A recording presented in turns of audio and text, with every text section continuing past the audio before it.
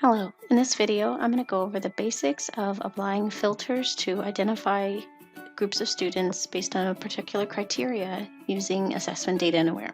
So once you've drilled down to the assessment, click the edit button.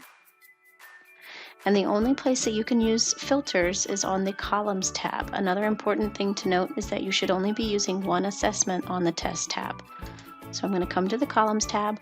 I can apply a filter to any of these columns, and I can also drag over another column here and apply a filter for it. And what that does is it just applies a rule in order to identify students that fit your criteria. So let's say I only wanted to identify students that were masters on this assessment.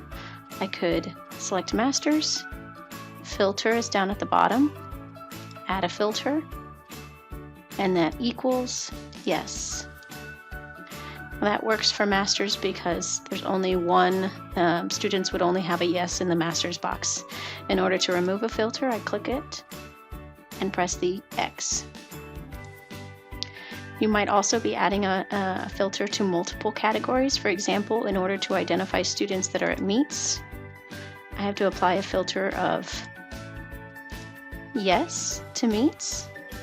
But if you know about performance and how students that perform at higher levels count in multiple different categories, you know that a student that got a meets, got the meets designation would have a yes in approaches, a yes in meets, and then a no in masters.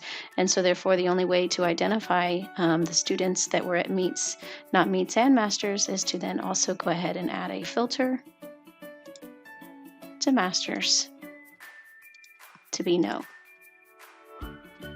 You can also add filters to numbers. These are going to give you more options. So for example, if I wanted to add a filter and identify students by a particular score range, I could either do that on the raw score, the scale score, or the percent score, depending on which numbers you're looking at.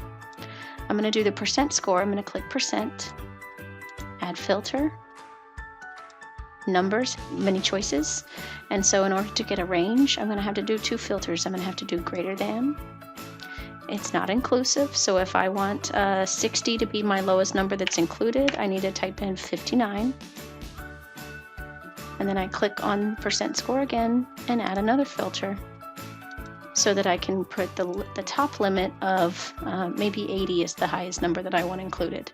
And so therefore, since it's not inclusive, I have to type in 81. Greater than 59 and less than 81 will also give me a score that's 60 to 80. Notice that it has or when you use more than one filter on one data field. You have to consider, do you want it to be this rule or this rule? Or do you want it to be the first rule and the second rule? In order to do a particular score range, you have to change that to and, otherwise it will not narrow down your list of students. You can also do filters on more than one